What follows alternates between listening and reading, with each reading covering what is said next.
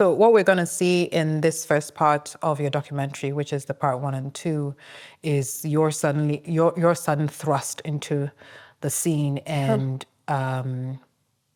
juggling the internal versus the external.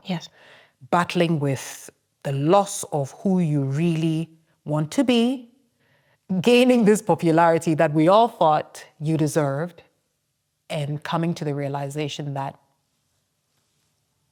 it's not for me.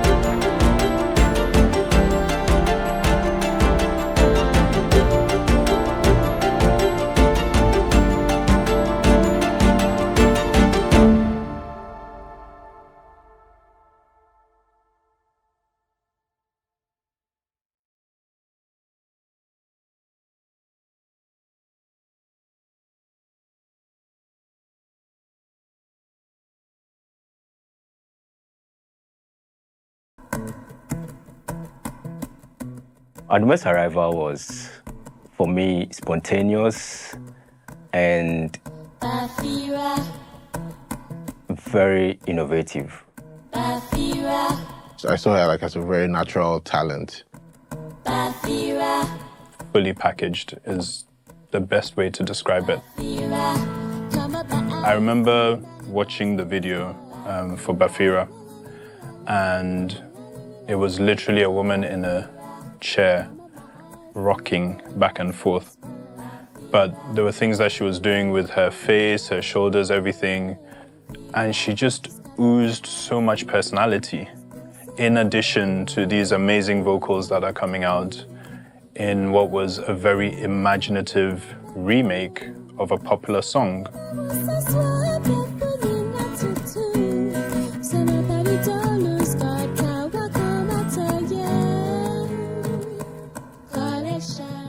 It was fresh.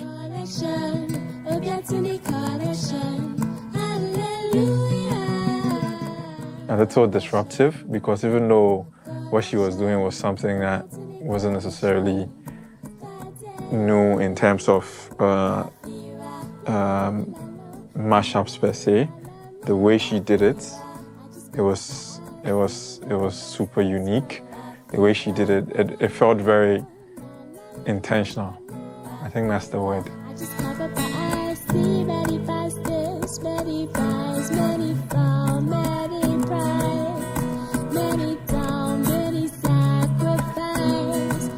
She was a member of the church that I went to at the time. So I knew her from church. She was the bishop's daughter. But I came into close contact with her when I was at a YouTube show that I was shooting, and I wanted somebody to do the ad for the show. And I thought of her. I don't know why. I just did. And I thought she'd be perfect for it. So then I hit her up. But I'm moved by the cries of a suffering, wounded land. Calling for a voice, for the sound of a new voice. To tell her she is beautiful. That she can make it. That there's more than meets the eye. I will be that voice. The whole idea of Amped was that it was a magazine show, so it had different aspects. And one of the aspects was music. I can't remember what happened, but there was some issue with backing vocalists. And because Adomaa had come through to do the ad for me, we had got to talking. And in talking, I realized, oh, she could sing. So when this gap in the backing vocalists came up, I asked her if she'd be willing to do that. And she said she'd be fine to do it. She came for the session, and the engineer at the time and myself were quite surprised by what we heard, pleasantly so. And so we asked her if she'd do the main do the main stage. So she did. And it was there that my friend Akwesi saw her, heard her, and was like, no, we have to do something. I heard her sing for the first time. Like, she sent me a voice note one time, she was singing. I was like, what the hell? Like, wow. And after I heard her voice, I just had this, I don't know where it came from. I had this, like, longing to, like, really push her and, like, you know, let her introduce her talent to the world and be like a brand, you know? Like, it was just, I just got this push. It was, I don't know, actually, I can't explain it.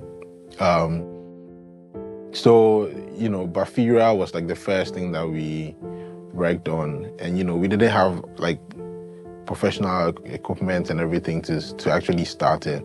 So we did everything like in her house, like in the space, her father's office, actually, at that time. And even like when I entered the father's office, I was like, wow, this could be a studio. Like we could actually use this place. And thankfully, like she had that freedom and we were able to use the space to record. We recorded with blankets, we recorded on my Zoom recorder. Like it was very, what's the word, DIY. I came to visit her. Yeah, I came to visit her at home. And then she told me about how she's stuck with trying to mash up 2 songs. That she doesn't know how to do it. And that Akwesi has given her a deadline that she has to present something.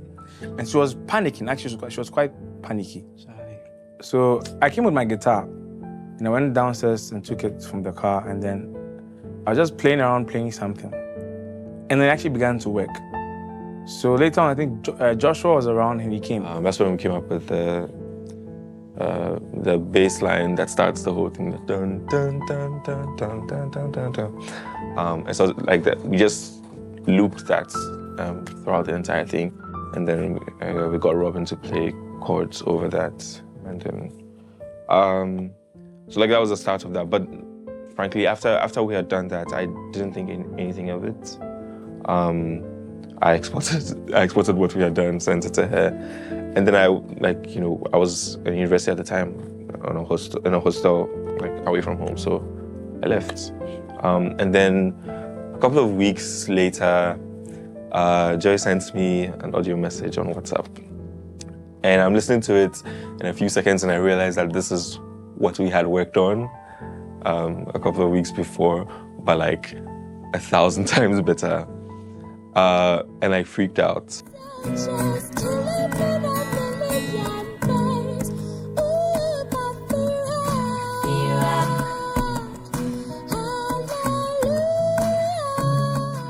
So Joseph told me Adomaa, like as a singer, is trying to do like a cover of Stonebwoy's song. I said, oh, okay. So how do I come in? He said, oh, I want you to produce it for her. I said, me? You know, the funny thing is, like, that's when I started, like, producing. Because before then, I was doing it for myself.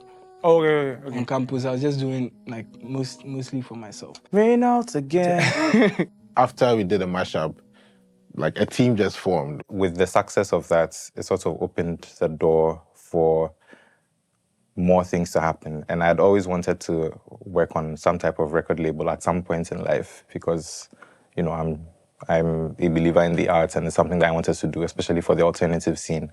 So when this blew up and sort of like an opportunity had presented itself, I thought to myself, this might be the chance to start this label. We had Reynolds, we had Hugh Evans, we had Joshua, like everyone just sort of came to do their part. Joshua will help with the arrangements.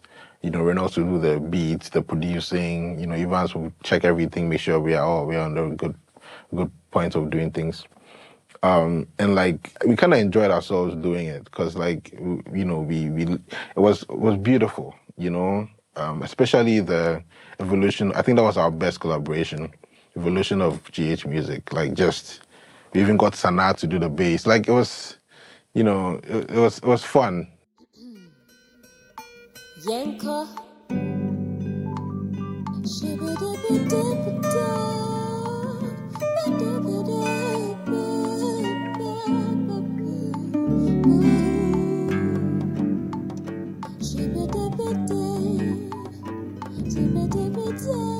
So after the mashups, after hearing the mashups, I wasn't just curious. I was a little nervous for her as well, because I know how our industry is.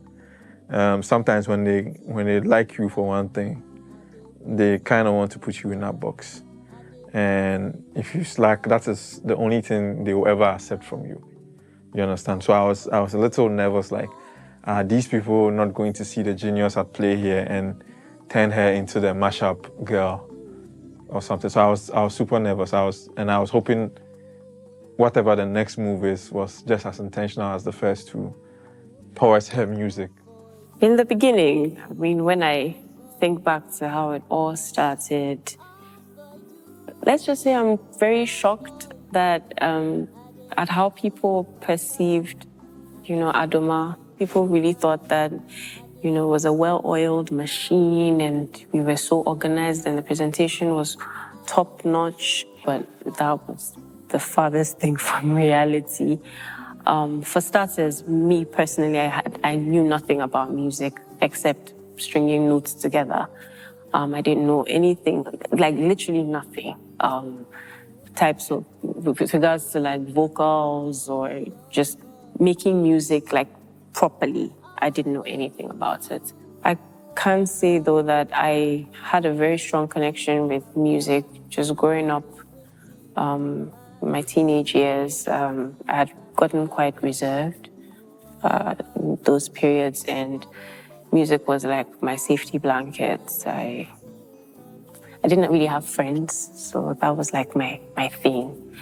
So there was some solace, aside from the fact that it was a bit chaotic at the beginning, there was that solace in the fact that I enjoyed making music. And there was also a team that had formed after the first thing blew up. A team had formed and they fast became my family. I'm still with some of them till today. And looking back, I really cherish those moments.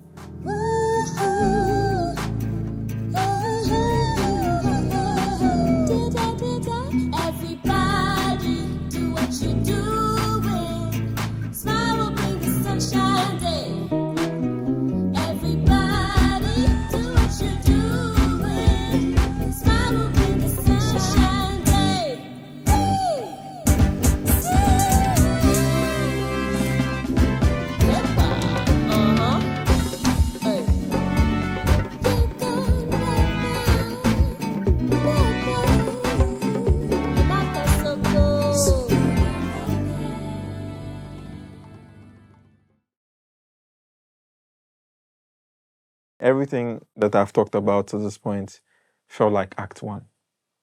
Perfect introduction, perfect setup. We know the hero, heroine, whatever. We are ready, we're ready to follow on to the core of the story, which is Act 2.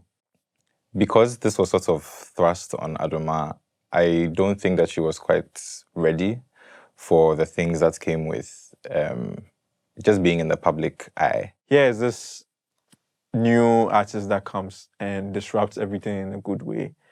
She's not doing anything that female or women before her had done. She's not doing it in the ways that they did it, but she's been able to do it and been able to gather a following and gain attention even on the national stage, because she obviously won on song and performed at VGMAs.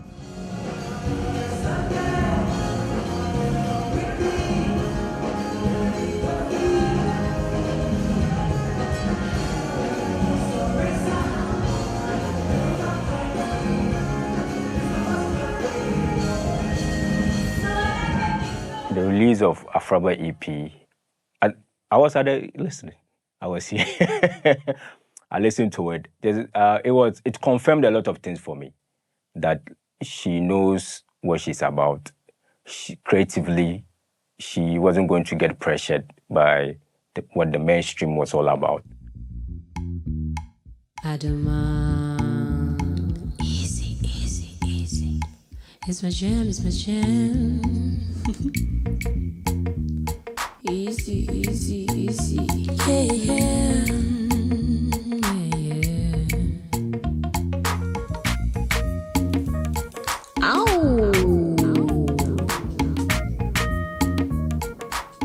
Let's go.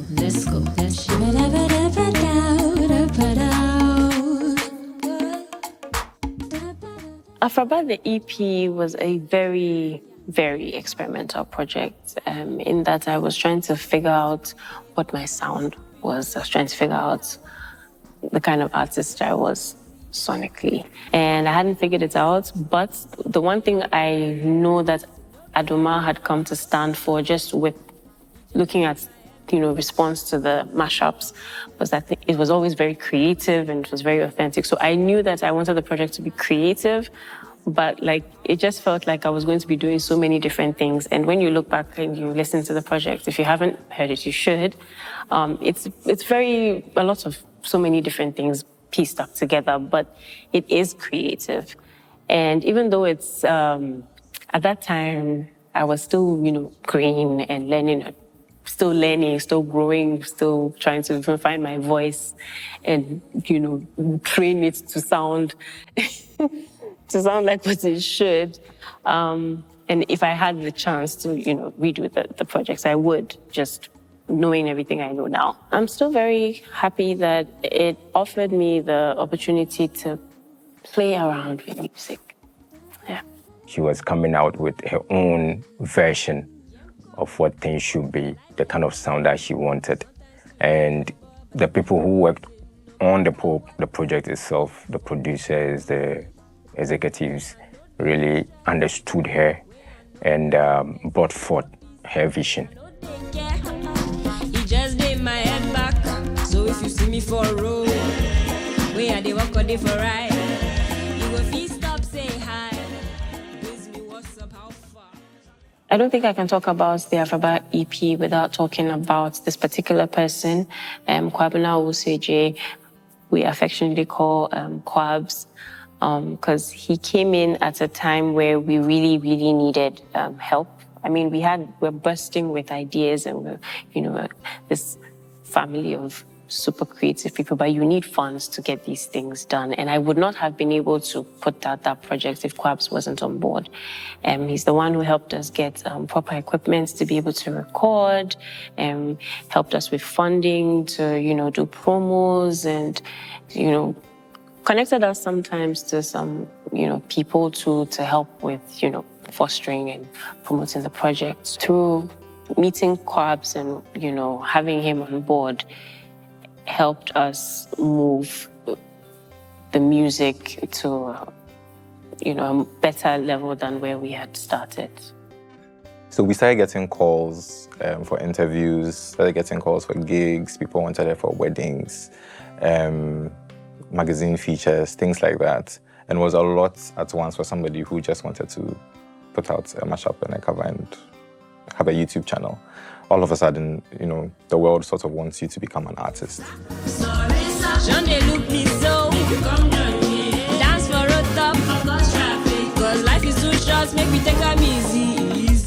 Me, I was ready for what was coming next, and then nothing came. To tell you the truth, I just thought that she was taking her time. Not in a bad way, I just thought she was taking her time. So I'd see her release things like, I think it was What Lovers Do with J-So, right?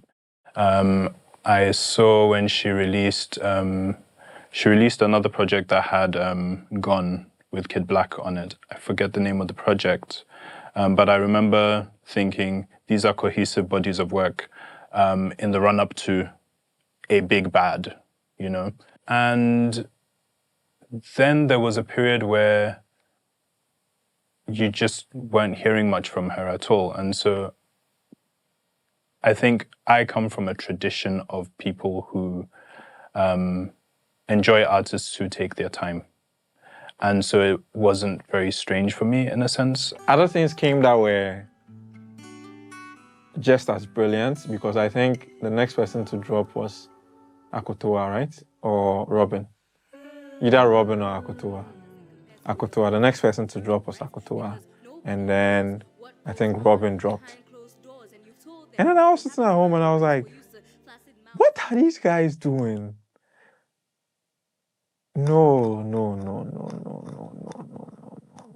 I'm going to be very honest. You know, when we started Adomaa, like, it was Adooma's, I saw Adooma's brand selling better than any of the other artists that we had to eventually add to do VI music. So I was like, you know what, let's focus on Adomaa. You know, the others, you know, later we'll get to them. But let's dedicate like a couple of times for them. But then that was not the plan, you know, eventually. I think Kafui or you had, the idea was to build like a group of talents and push them all together. Okay, so there was a lot of frustration within the camp with the pace at which Adomaa was developing as an artist. We had people in the team, Robin, Reynolds particularly, who had been doing music for a while, and they sort of put their career trajectories on hold to help Adomaa. And I think naturally, as would happen in any human, you know, institution, it got to a point where they started to feel like they had sacrificed so much to push her to the level that she was at that time. And I think the feeling was that she was, she just didn't want it as much as they did. And yeah, it's sort of created a little bit of frustration on their end, which they would vent to me to let me know. I'd never been popular. I was very, at least to the best of my knowledge, maybe when I was much, younger.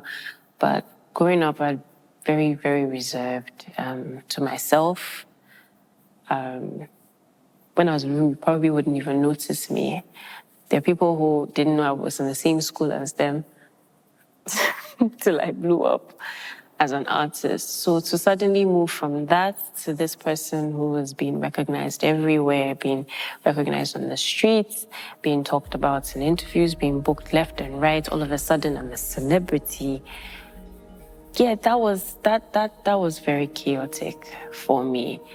And another aspect to that too is that I was surrounded by this family, which I was, of course, I was grateful for, but it felt like everybody was so passionate about, putting Adomaa on this map and, furthering my career. And they knew what they wanted. So everybody, they had a certain clarity within themselves about what they wanted to do.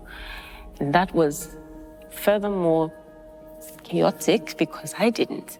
And so it was it's hard when the people around you want something more than you do. I hadn't resolved a lot of things internally, and after a while, it started to show, yeah.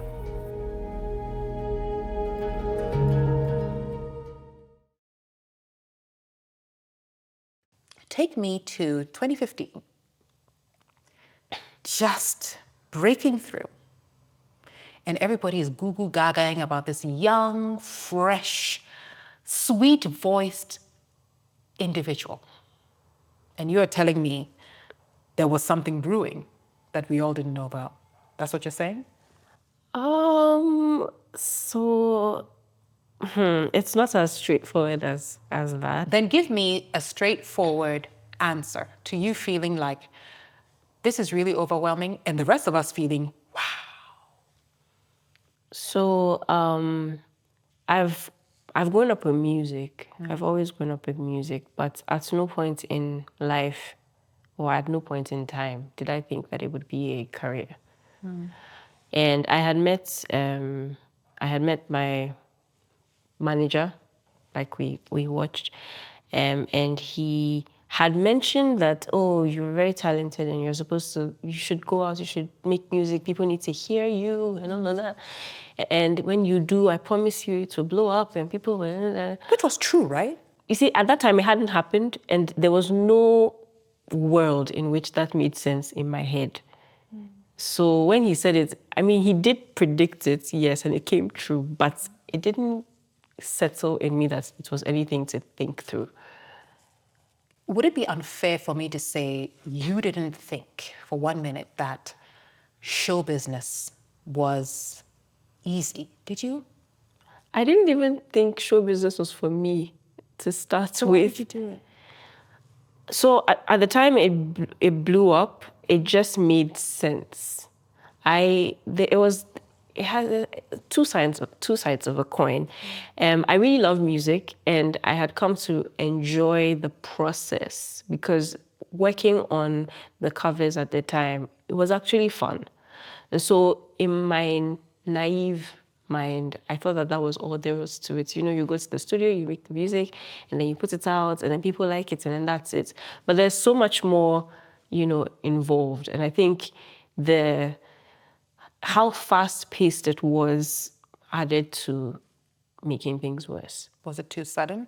Very sudden, literally. Okay, hang on. It felt like midnight. Yeah, but describe the suddenness. Sudden as in everybody's talking about me, or sudden as in suddenly I'm required to do all this work and I never thought that it was so much work. I wouldn't say it was the work part of it because I always had a team. I was very green, so there's a lot that I was learning with the people around me, and the people around me always knew more. So I was part of the process, it wasn't on me. So it wasn't the work bit, I think it was the recognition. I'd always been very reserved and to myself. So to be out and then people are pointing at you and all of a sudden you're supposed to be like a celebrity and Isn't that kind of like an endorsement of people recognizing your power, your effect, your voice? I hadn't ever... How could that be so wrong? I hadn't ever thought that I even had a power or a voice. I thought this was like my manager who was saying nice things and it's exclusive to him. And so fine, I've done the cover you wanted me to do, so it's out. I didn't expect that majority of Ghanaians would be on the same, thoughts, would think the same, honestly. So when you realize that we are all really loving this new, talented kid on the block, you become everybody, or you become something other than the real joy, the real Adomaa. To be very honest, I felt like a fraud. Yeah. Yes, I did. I felt like I needed to, I was very grateful for my team because I felt like I was hiding behind them a lot. And they were the ones that made me look good to the outside world. Because on my own, I felt like a fraud.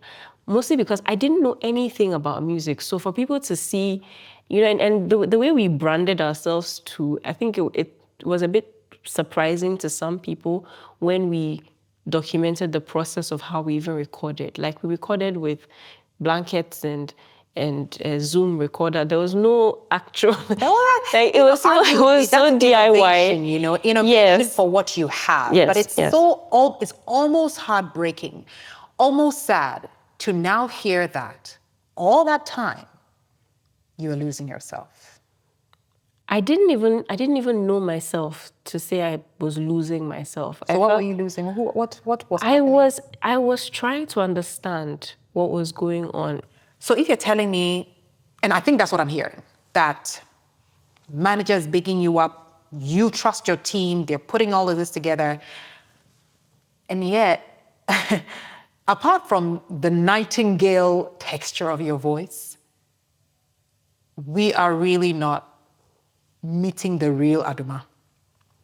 Because the real Adomaa is hidden somewhere under this uncertainty. That's what you're telling me.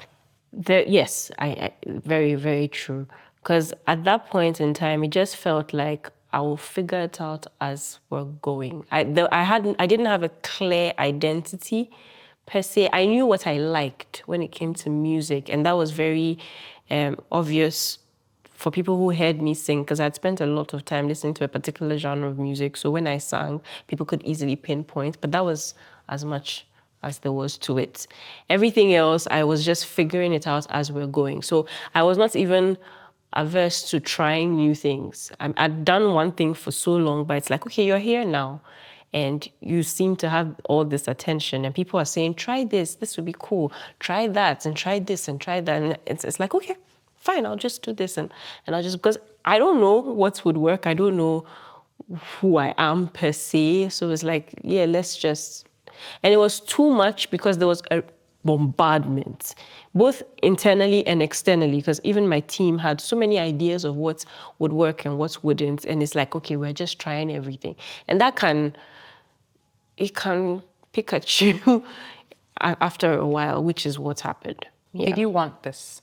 No, I the didn't. sudden popularity? No, I didn't. Did you want the chart-topping music? Did you want the interviews on radio? Did you want the hair, the makeup, the lights, the camera, the action? Did you want any of it? No. No, I didn't. I remember when I got nominated.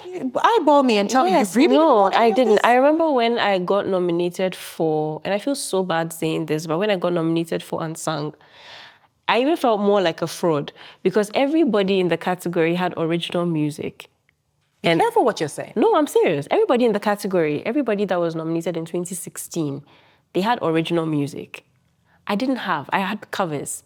I had gotten popular over covers. I didn't even have my own song. Adomaa, be careful. So in be my careful mind, how you are saying this. No, it's because true. If it's true and it's authentic, you're going to also have to deal with the reality of owning this. I mean, this is a responsibility. Talking publicly about all of this stuff is a huge responsibility. Yes, I didn't want it at the time. I felt like it was thrust on me, and I'm just going with it because there's bits of it that made it fun. I remember when I got nominated, like I said, I got nominated for VG, the Unsung category. Everybody was happy. I wasn't happy. I was happy because my team was happy, because a lot of work they had put a lot of work into this, and this was going to be a good reward for them. I wasn't happy for me. I remember I went to my dad and I sat with him and I told him, I don't want this. I don't want it.